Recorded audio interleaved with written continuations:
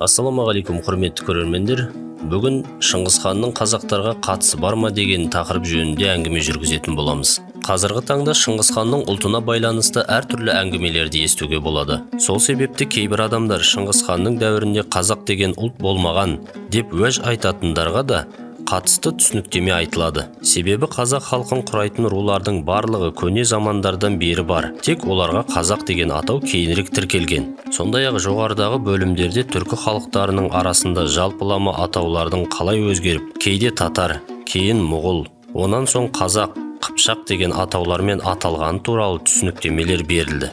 Және Шыңғыс ханның Ертіс өзені мен Алтай тауларының аралығындағы аймақтарда дүниеге келіп, сол аймақта жерленгені, сондай-ақ оның ата-бабалары бұрыннан сол өлкеде ғұмыр кешкені және олармен бірге тығыз араласып өмір сүрген рулар, ең алдымен жалайырлар, одан соң керейлер, одан кейін наймандар, қоңыраттар, қоралас рулары болғандығы туралы да көптеген деректер келтірілді. Солардың бәрін тұжырымдап келгенде Шыңғыс ханның түркілер қатарына жататындығына ешқандай шүбә да күмән да қалмайды. Ал енді Шыңғыс ханның қазақтарға тікелей қатысы бар ма деген мәселені қарастыратын болсақ, мұндағы ең шешуші әрі ықпалды дәлелдердің бірі деп жалайырлардан шыққан Бұқыршын Ноян мен Бөріғұл Ноянның Шыңғыс ханның жас кезінен бастап ең алғашқыда ең басты нөкерлері әрі достары және негізгі қолдаушылары болғанын дәлелге тартуға болады. Бұл мәселені айқын әрі толыққанды түсіну үшін Бұқыршын Ноян мен Бөріғұл Ноян тарихының кейбір тұстарын зерделеп көру керек. Алдымен олар Теміршіңмен достасты. Сөйтіп оның ең алғашқы нөкерлері болды. Сосын өмірлерінің соңына дейін одан ешқашан айырылмады. Ең сүйікті достары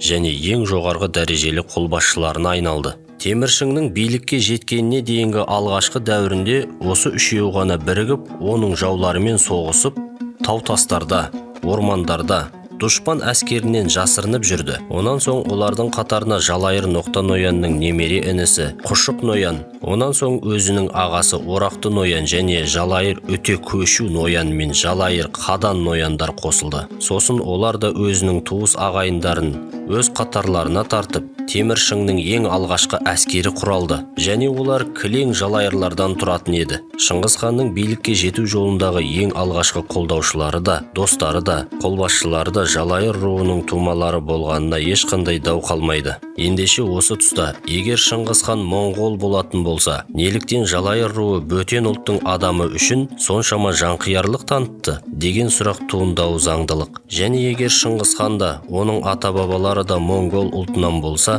неліктен жалайырлар өздеріне мүлдем жат болған адамға, яғни Шыңғыс ханның 6-шы атасы болып келетін, қолдаусыз әрі қорғансыз қалған Қайдуға өздерінің руластарын құл қылып берді деген сұрақ та міндетті түрде туындайды. Себебі жалайырлар барлық ағаларын өлтіріп тастағаннан кейін ешқандай қолдаушысыз жалғыз қалған адамға жалайырлардың өздері өз руластарының үлкендерін өлтіріп, бөгде ұлт өкіліне құл қылып бергендей жағдай тарихта басқа кездеспейді. Әсіресе мұндай жағдай өздерінің жетімдері мен жесірлерін сыртқа тастамайтын қазақ руларының саналық болмысына да, салт дәстүрлеріне де мүлдем сәйкес келмейді. Бірақ тарихта сондай жағдай орын алып, жалайырлар өз тайпаларының арасынан бір топ руластарын қырып салып, Шыңғыс ханның 6-шы атасы болып келетін Қайдуға басы бұғаулы құл қылып бергені тарихта жазылған. Демек, бұл жағдайдың артында айтылмай қалған бір құпиясы болуы керек. Және ол туралы Жамиғат Тауарих кітабын жазған Рашид-ад-Дин Хамадани да,